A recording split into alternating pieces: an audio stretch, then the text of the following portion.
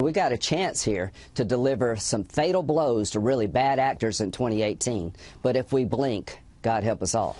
And that was Senator Lindsey Graham quite likely referring to North Korea as one of those bad actors, the rogue regime ushering in the new year with a fireworks show in the skies over Pyongyang. But of course, it's explosives of an entirely different kind, causing so much concern around the world. South Korea now warning that the North is not about to stop improving its nuclear and missile programs in 2018 after making so many advances this year. So what can we expect from Kim Jong-un in the new year? Joining me now, retired Lieutenant Colonel Daniel Davis, former advisor to the South Korean military and a senior fellow and military expert with defense priorities. So great to have you here.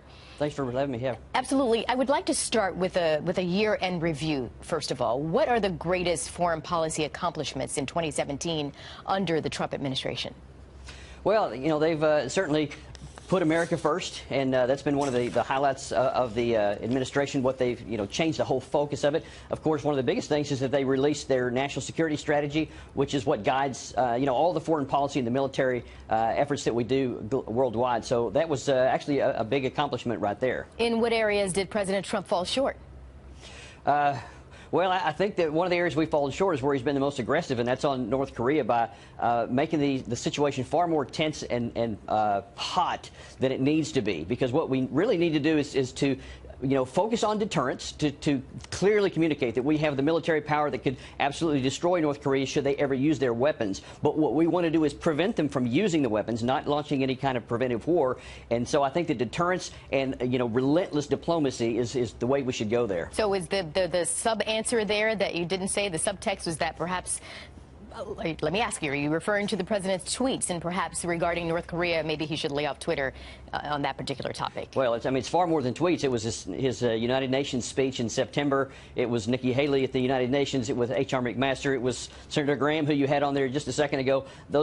All those different voices are all on the same, being militaristic and aggressive that we really don't need. We really need to move things back so that we can control this situation and preserve American security, but not push it to the brink of war. So is there any way of knowing where the situation with North Korea is heading in 2018? Any predictable markers? Or it depends on what you just said, the U.S. approach to it?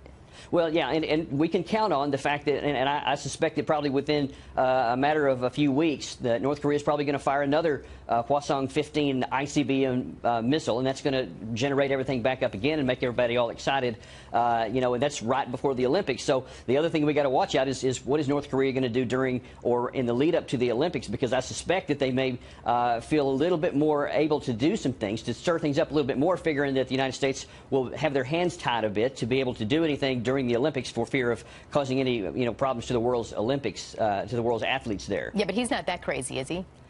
Kim Jong-un. Well, I mean, he's not going to attack anything, but what he may do is think he can take a little bit more of a risk in launching these missile tests, because he thinks, well, they're not going to be able to do anything in response, because what he wants to do is he wants to have the effect of the test so that he can validate his missile program is doing what he thinks it can, but he doesn't want to precipitate an attack. So he may use the Olympics as a way to blunt our response, so to speak. Well, we'll probably have you back to talk about that. Let's hope he doesn't do anything that would cause for action. How crucial, again, getting back into a general scope of things, how crucial is foreign policy clarity and success in 2018 for Mr. Trump's presidency? Well, I think it's vitally important. And what I'd like to see is a little bit more focus and support of the diplomatic corps. Like it was about 2 weeks ago, I think you had Secretary of State Tillerson come out and say, yes, we are open to talks with North Korea, unconditional to at least begin talks and all this. And it was hours later that you had several administration officials basically shooting that down. And what I'd rather see is administration officials supporting the Secretary of State and supporting diplomatic overtures, because, that's the way that you can actually preserve security. That's the way that you can make sure that people stay safe and that there's no war. But President Trump perhaps has the position that he's expressed before, that his unpredictability in many places and in many aspects causes others and our foes to stay on their toes because they're not sure what he's going to do. What's your take on that? Well, you know, I think there's something to be said for unpredictability in some quarters, but in this one, I don't think there is. I think we need to be very clear on what we're going to do, because we don't want miscalculation. We don't want them to think one thing and then actually it's going to be something else, because then that could lead to unpredictable and bad consequences.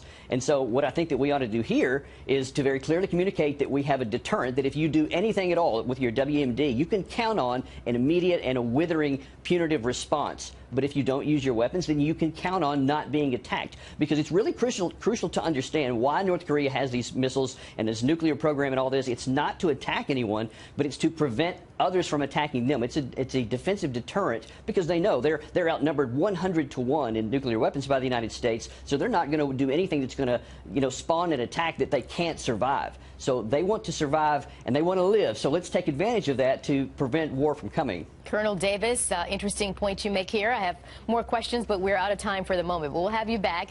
In the meantime, I'd like to say Happy New Year's to you, sir. Well, thank you very much, and same to you. Thank you.